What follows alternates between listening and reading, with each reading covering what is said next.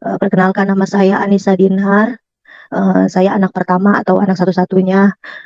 Saya mengalami kemurahan Tuhan dari waktu kecil ya. Saya memang dari kecil itu memang sudah agama Islam. Kedua orang tua saya Islam. Singkat ceritanya, saya kan ketemu sama suami saya di sekitar lingkungan situ. Nah, di situ karena suami saya dia pertama-tama ngelihat saya dan dia bilang tinggal di mana gitu kan. Ini di sini gitu. Karena saya nggak ada perasaan apa-apa karena saya pikir saya tuh nggak ada kepikiran untuk menikah karena ya siapa sih yang mau gitu kan sama saya. Saya nggak punya apa-apa gitu. Saya juga dari keluarga yang bisa dibilang ya begini gitu kan, coba jadi cuci piring orang gitu. Akhirnya suami saya dia ternyata serius gitu. Tapi saya nggak tahu waktu itu kalau dia itu agamanya Kristen. Bohong. Nggak tahu sama sekali. Bohong. Sejak dari masih kecil kita udah jago berbohong. Satu ketika, singkat ceritanya, tiba-tiba saya mimpi. Tai kucing.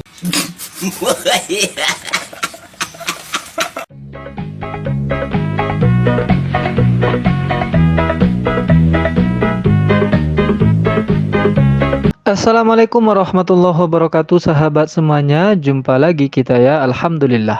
Alhamdulillahirabbil alamin. Segala puji bagi Allah, Tuhan semesta alam. Tiada Tuhan selain Allah. Allah lah satu-satunya Tuhan.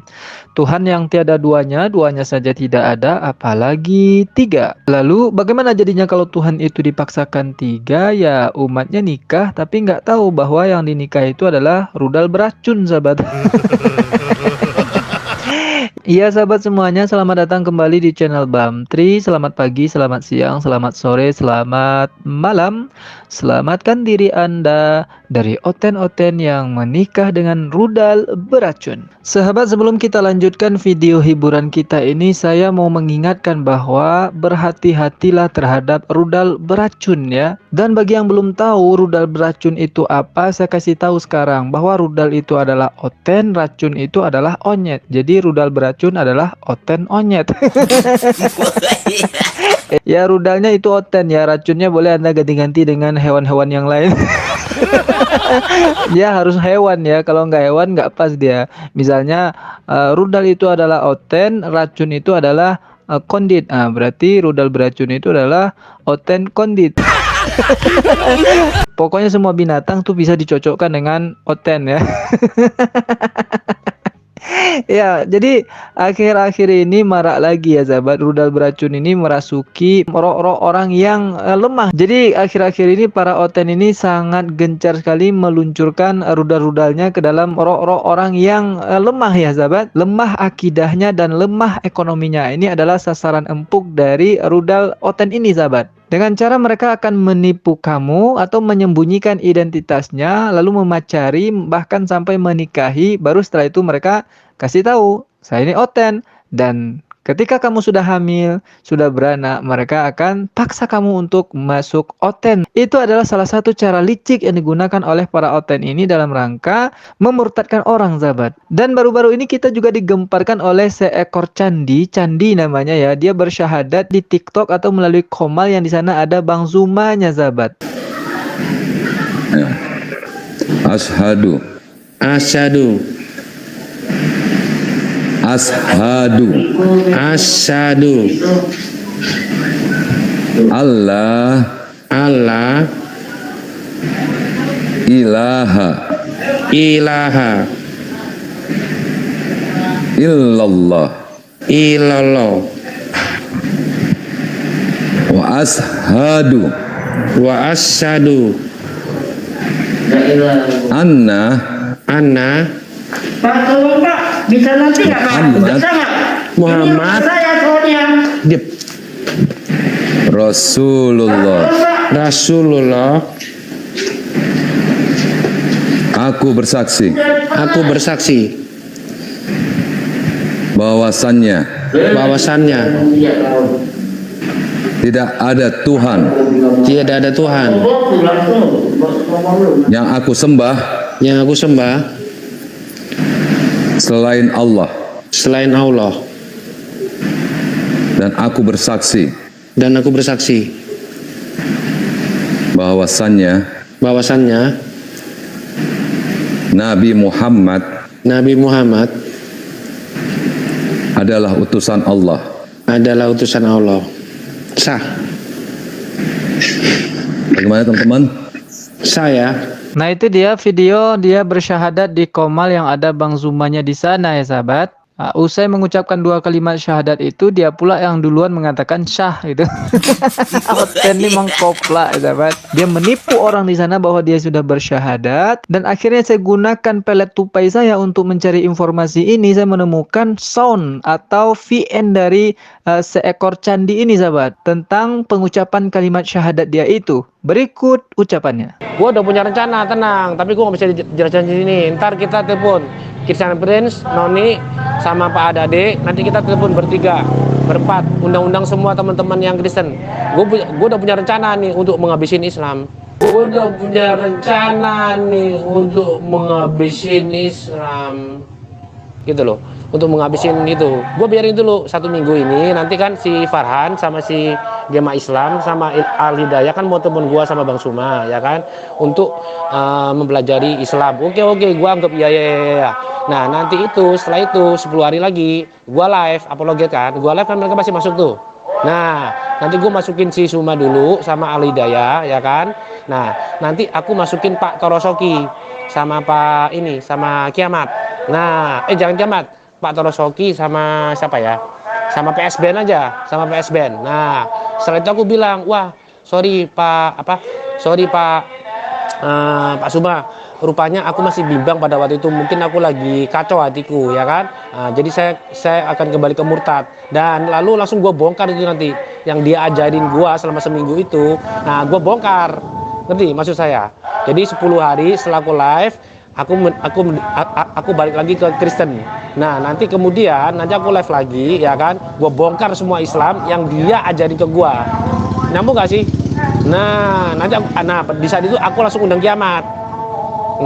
Jadi mungkin sekitar 12 hari lah ya, 12 hari setelah itu aku langsung undang Kiamat sama Sapagi yang jago-jago Islamologi. Kalau misal bisa Bu Sofiatul. Gue undang Suma, dia kan pasti masuk dong. Suma sama Al Hidayah sama Hendy Celebs. Nah, jadi ada 3. Gue undang Kiamat sama jangan Kiamat, Torosoki sama ini aja. Torosoki sama Kirsan Prince. Nah, di situ kita bongkar, Bro. Langsung kita hajar, Bro. Yang mereka ajarin itu, gua langsung counter attack. Gak usah takut, selalu aja. Seluruh dunia mu'alaf, gua tidak akan mu'alaf. Ya, jahanam sekali ya cara yang digunakan oleh para oten ini, sahabat. Kita memang belum pernah melihat jahanam itu seperti apa, tapi gambaran pengisi jahanam itu udah bisa kita lihat, sahabat. Iya, kayak si Candi Onyet inilah. Ini gambaran nih ya, gambaran suara-suara orang pengisi jahanam, sahabat. Sangat licik. Licik dan sangat licik. Nah, itulah para oten ya, sahabat. Jadi berhati-hati, jangan tertipu dengan para oten ini. Mereka sudah terang-terangan menunjukkan kelicikannya. Terang-terangan menunjukkan strategi busuk mereka seperti busuknya Ulung Udin. Karena di sini kita bisa melihat mereka ini sangat ketakutan sekali dengan perkembangan Islam yang sangat luar biasa ini, sahabat. Makanya untuk melawan perkembangan Islam ini di dunia, mereka lakukanlah segala kelicikan. Kalau ada lagi yang lebih licik daripada itu, mereka akan lakukan, sahabat ya. Jadi mereka akan menipu, dan menipu. Salah satu juga terjadi pada wanita yang bernama Anissa ini, sahabat. Perkenalkan, nama saya Anissa Dinar. Saya anak pertama atau anak satu-satunya. Saya mengalami kemurahan Tuhan dari waktu kecil ya. Saya memang dari kecil itu memang sudah agama Islam. Kedua orang tua saya Islam. Terus saya itu sekitar umur kelas 3 SD itu memang mengalami banyak sekali masalah di dalam keluarga kami gitu. Dari mulai bapak saya ada masalah dalam pekerjaan, terus ibu saya juga ada problem lah dari keluarganya. Lalu pas saya mau masuk kelas 4 SD itu, kami mengalami sebuah mungkin orang tua saya itu mengalami rumah tangga yang diambang perceraian waktu itu. Karena saya juga nggak tahu masalah mereka apa. Jadi pas saya sekolah, pas pulang, saya nggak tahu kalau rumah itu udah berantakan. A few moments later. Singkat ceritanya, saya kan ketemu sama suami saya di sekitar lingkungan situ. Nah, di situ karena suami saya, dia pertama-tama ngelihat saya dan dia bilang, "Tinggal di mana?" Gitu kan.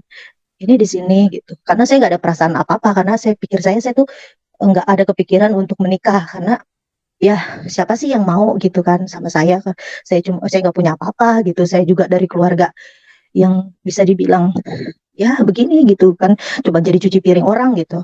Akhirnya suami saya, dia ternyata serius gitu. Tapi saya nggak tahu waktu itu kalau dia itu agamanya Kristen, nggak tahu sama sekali. Karena pas itu dia bilang, "Saya mau nikahin kamu," katanya, "tapi saya Kristen." Di situ saya baru tahu. Saya bilang, "Eh, nggak mungkin lah," saya bilang gitu. Karena kita kan, beda agama. Saya kan juga Islam, kamu Kristen ya nggak mungkin. Saya kalau ikut kamu ya nggak mungkin. Di saat itu kayak gitu saya masih dengan pendirian saya waktu itu. Terus suami saya bilang, "Enggak, saya nggak memaksa kamu untuk masuk," katanya gitu. Terus, "Ya kita ini aja," katanya gitu, "saya mau nolong kamu gitu, saya kasihan sama kamu harus tinggal kayak begini. Ya udah kita, nikah ini aja di bawah tangan," gitu kan, kalau Islam itu kan gampang ya nikahnya gitu. Ya, berdasarkan cerita dia ini berawal dari broken home, rusaknya sebuah keluarga, lalu keputusasaan tidak bisa menahan permasalahan hidup ini, ditambah lagi dengan akidah yang lemah, sahabat. Maka di saat itulah rudal-rudal beracun ini masuk ke dalam roh-roh orang seperti ini, sahabat. Dan setelah rudal itu memasuki rohnya, apa yang terjadi? Tiba-tiba kayak ada yang niup di bagian kepala. Nah itu berasa sekali, sampai gimana sih kalau orang niup itu kan kayak adem ya di atas kepala itu, kayak gitu kan. Nah, saya bilang, "Ih, kok nyaman banget gitu, apa ini?" Gitu, di dalam hati masih bertanya-tanya kayak gitu. Nah, di situ saya masih diam aja, kok enak banget ya, kayak apa yang saya rasa ini, saya juga nggak tahu apa kan. Nah, setelah itu cahaya itu udah mulai, membelakangi saya, redup perlahan-lahan. Nah, di situ saya, pas paginya saya ceritain sama suami saya apa yang saya alami. Lalu dia bilang, "Ayo kita ke rumah saudara saya," kan ada itu tante dari suami saya. Saya ke situ, saya ceritain. Nah, tante saya dia nangis. Dia bilang, "Tuhan itu udah datengin kamu. Langsung kamu dipilih sama Tuhan untuk ikut dia, memperoleh keselamatan." Nah, ini yang terjadi, sahabat. Katanya Tuhan sudah menemukanmu. Tuhan sudah memilihmu untuk menyelamatkan hidupmu, gitu ya. Padahal yang menemui dia itu adalah rudal beracun. Ya sama juga kayak si Feverawati kan. Yang menghamili dia itu adalah Aditya Nugraha. Dikatakan Aditya Nugraha itu adalah Bapak Yahweh. Oten emang kopla, sahabat.